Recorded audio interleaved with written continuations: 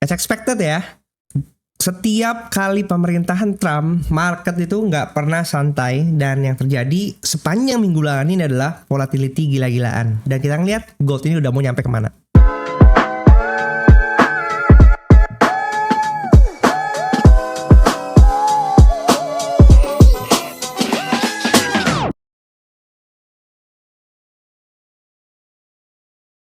Hai guys, balik lagi sama gue William Sudana, dan di video kali ini kita akan ngebahas perjalanan gold untuk minggu terakhir Januari, dan kita akan menyambut Februari sebentar lagi. Dan buat kalian yang baru mampir ke channel ini, welcome. Dan ini adalah channel gue dimana gue membahas pandangan pribadi gue terhadap pergerakan market. Kira-kira arka market mau kemana. Tapi semua analisa ini sangatlah subjektif gitu ya. So buat kalian yang masih baru pertama kali, take this as a consideration, tapi bukan absolute decision. Ya, karena setiap orang punya pandangan masing-masing bagaimana kita melihat market, tapi gue punya landasan dan gue punya pandangan gue sendiri. So, if it aligns with your perspective, then go ahead. Tapi kalau enggak, silakan juga jalanin trading plan kalian masing-masing. Karena pada akhirnya analisa yang terjadi di ini kita ngomong tentang seminggu ke depan, dan setiap hari market sangatlah volatile, oleh karena itu bisa berganti kapanpun juga. Dan buat kalian yang cuma nonton baca judul doang tapi nggak menonton videonya, biasanya akan kecelek, dan kita kelihatan lah orang-orang seperti itu ya. Kita langsung aja, buat kalian yang baru mampir, kalian juga bisa mampir ke member only videos gue ini, trading saham metode Koptah, dan juga di sini gue udah ngebahas tentang perjalanan XAUSD tahun 2025 seperti apa. Jika bisa tonton videonya ya. Udah lama sih gue nggak live ya, tapi hopefully mungkin bulan Februari kita punya waktu untuk live, karena belakangan ini pekerjaan lagi sibuk banget. Nah, so hopefully semoga dipahami. Oke, jadi buat kalian yang mau nonton dan semua nonton, silahkan subscribe channelnya. Langsung aja kita masuk ke dalam analisanya. Kalau kita perhatikan, kita baca berita dulu kali ya. Ini gue minta perplexity.ai untuk bisa summary-in apa aja, karena sepanjang pemerintahan Trump yang dikenal sebagai Trumponomics ya, itu market volatile, dan bener aja kan market sangatlah volatile kayak gitu, yang ada bolak-balik kayak gitu. Ini dalam beberapa hari administrationnya dimulai, Trump udah menandatangani executive orders, dan itu sangat berpengaruh terhadap pergerakan ekonomi dunia, karena keputusan ekonomi dan kebijakan ekonomi yang dibuatnya itu sangatlah pro terhadap Amerika gitu ya. Di sini dibilangkan ya, he proposed series of economic policies aimed at lowering inflation and boosting economy through tax cuts dan increase tarif. Jadi tarif untuk importing tuh bakal naik gitu, sehingga Trump lebih milih kayak semua orang, ayo mari datang ke Amerika, bikin produknya di Amerika. Tapi kita tahu bahwa tenaga kerja di Amerika sangat mahal. Jadi harga otomatis sebenarnya ya kalau dibuat di Amerika pun juga mahal kayak gitu. Cuman kan itu kan prioritasnya Trump ya, untuk memajukan lokal domestik gitu, nggak mau kalah. Economists predict measure this lead to higher inflation rates ya kan. Estimated 3,6% in 2025. Jadi ini bisa berpotensi untuk men-trigger resesi di tengah-tengah 2025. Dan memang kalau kita ngeliat sini mid 2025 itu banyak yang prediksi akan ada pergejolakan ya gitu. Kalau kita ngomong Bitcoin, kripto juga kita mantaunya di Q3 2025, apakah itu akan peaking atau enggak. Kemudian correlationnya saat ini kan rally ya, masih strong korelasi crashing gold prices, benar, marketnya merespon seperti itu. Kita ngelihat bahwa hampir aja gold membuat all time high lagi hari Jumat, tapi udah keburu pullback dulu, dan lumayan deras juga tuh, dari 84 turun ke 71 ya. Tapi market tetap bullish gitu. Market reaction, historical pattern, Trump's past policy failures have led to increased volatility in gold market. Mungkin ada, gue sempat ngobrol juga sama beberapa temen yang mereka itu sangat emang orang-orang Amerika gitu ya. Mereka bilang kayak Trump is talking bullshit gitu. He don't know shit about what he's doing. Nah, setiap orang punya pandangannya masing-masing.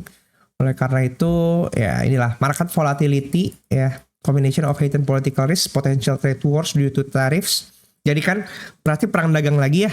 Kalau mengacu kepada historical momentumnya Trump yang membuat perang dagang sama China, ya itu yang terjadi ya kan? Jadi ya menurut gue sih akan ada perang dagang lagi nih antara Amerika dan tetangga-tetangga lainnya, terutama negara-negara BRICS lah gitu. Oke. Jadi kita lihat kalau misalnya dari point of view di sini ya. Oke, kita lihat dari sini.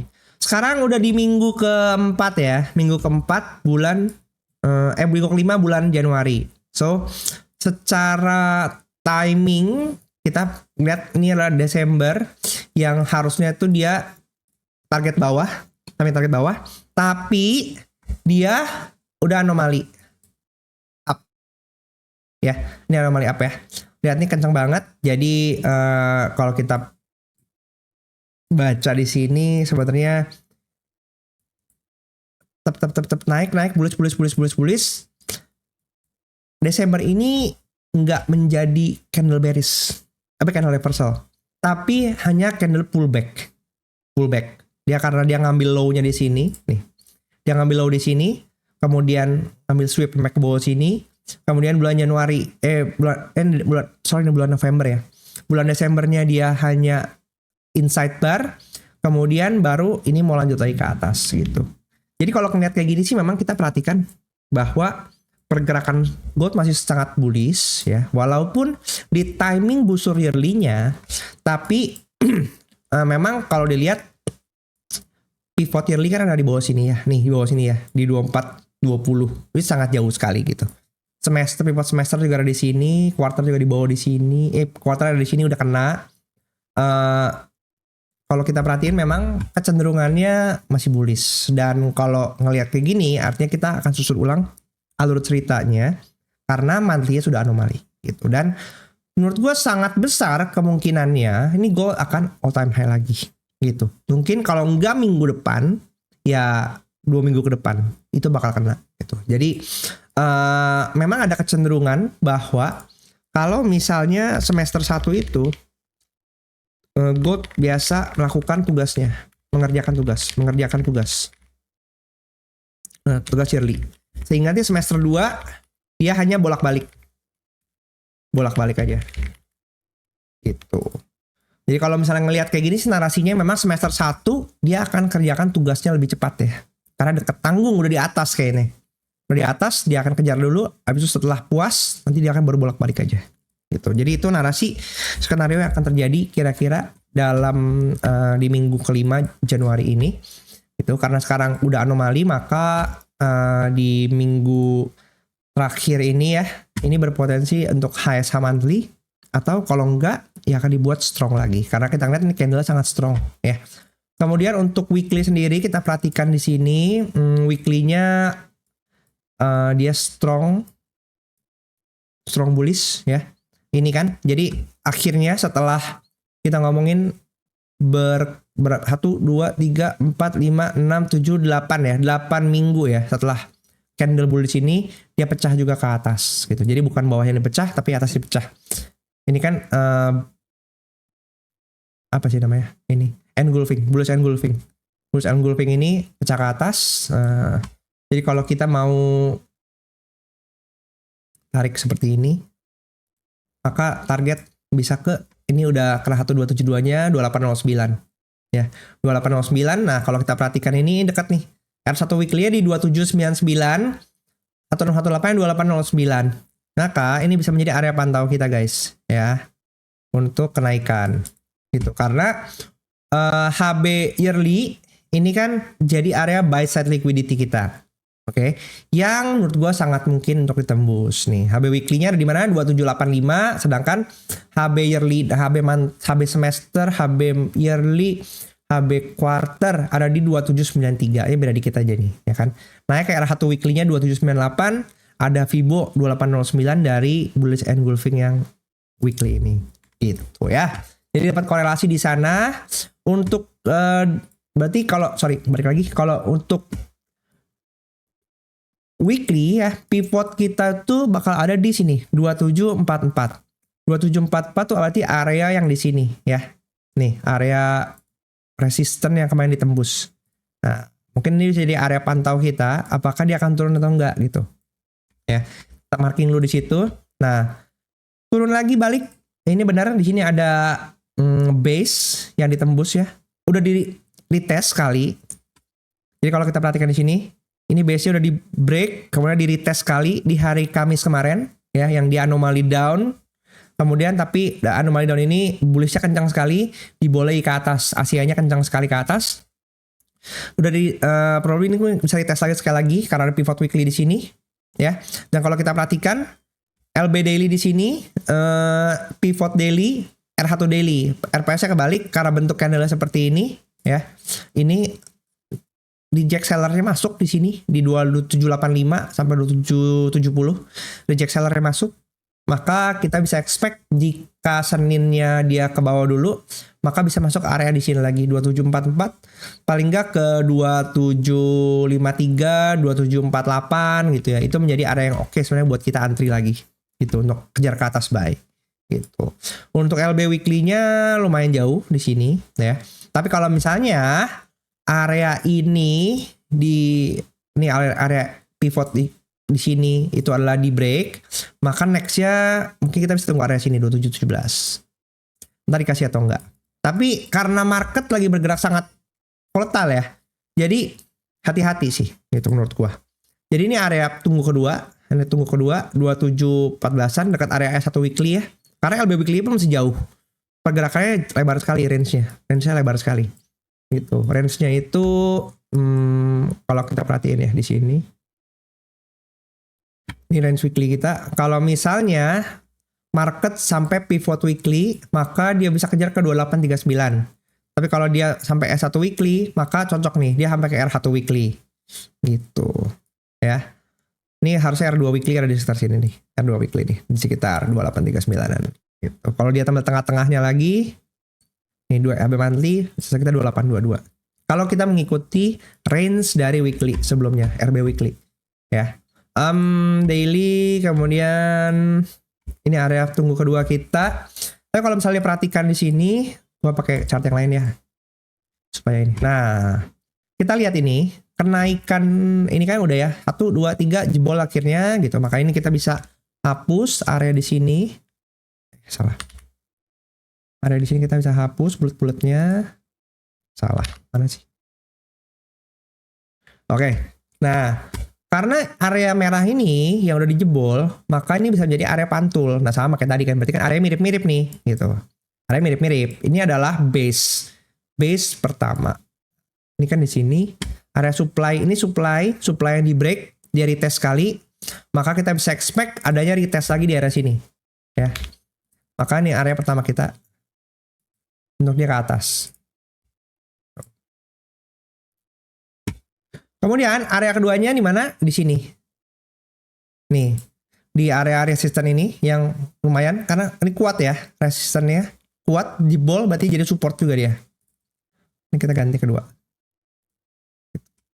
Oke, ada sini di spare sampai sini nih 2717. Kita bisa marking di sini 2717 sampai di sini. Lumayan jauh. Ini yang warna biru.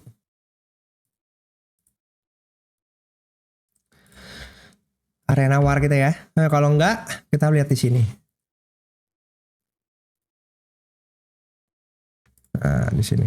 Ini area, ini yang oranye.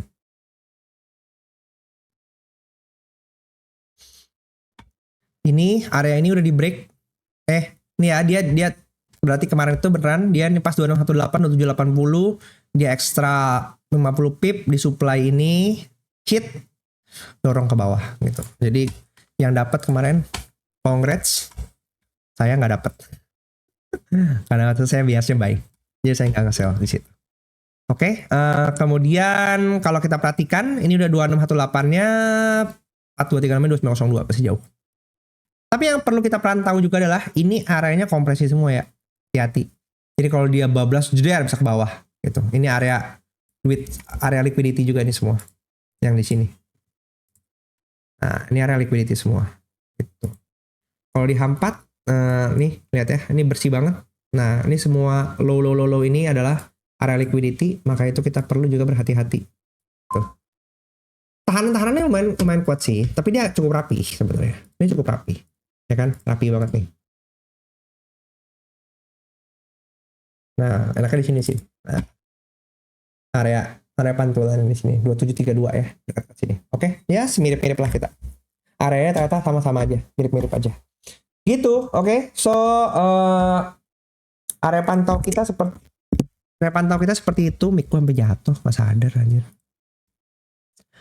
Gitu, kalau di H4 sih kita ngelihat ya area pantul di sini dulu sih ya sebenarnya. Ini kan pas nih yang area oranye, ini ada area base yang masih fresh, maka paling dekat ya bisa expect ke sini. Kita lihat apakah dia bisa tembus di sini high ini atau enggak. Kalau enggak, mantul di sini bisa ke bawah lagi. Gitu. Jadi kalau dari sini ke sini berapa? 2758 sampai ke di sini aja udah 2770, udah 100 berapa pip jauh. Ya, jadi bullish tetap bias. Bias tetap bullish. Ngaco ngomongnya. Bias tetap bullish. Tapi setiap koreksi akan jadi area buy dengan riset terukur selamanya. Selama riset terukur, silakan entry. Tapi kalau enggak, jangan nahan posisi ya, karena market volatile. Jadi kita nggak pernah tahu dia bisa dibawa turun sejauh apa, bisa dimakan sejauh apa. Yang penting kita preserve equity kita. Selama resikonya terukur buat kita, silakan entry. Tapi kalau enggak, ya jangan. Itu lebih baik tidak kehilangan duit. Jadi fokusnya adalah sabar menunggu di area yang sudah kita marking. Sedikit untuk Bitcoin ya. Untuk Bitcoin ini market lagi sideways sekali. Marketnya lagi sideways banget di sini. Masih bolak-balik aja dengan volatilitas yang tinggi. Ini kalau kita perhatikan ini tuh kayak diamond pattern ya. Oh, apakah mungkin dia ke bawah sini? Bisa, atau ke sini bisa, baru ke atas lagi. Kalau Bitcoin gue tetap bullish juga. Jadi any drop is a good buy ya. Untuk yang di spot kalian bisa maksimalin juga setiap penurunan untuk nyicil karena target kita masih di atas. Menurut saya 127.000 itu sangatlah mungkin untuk dicapai dan diwujudkan dalam beberapa bulan ke depan. Oke? Buat kalian yang juga ini jangan lupa untuk join membership level 2 ini ya, untuk menikmati konten-konten member only videos ini gitu ya. Bulan Februari gue akan bikin lagi update terhadap pergerakan ini, jadi khusus buat member only aja.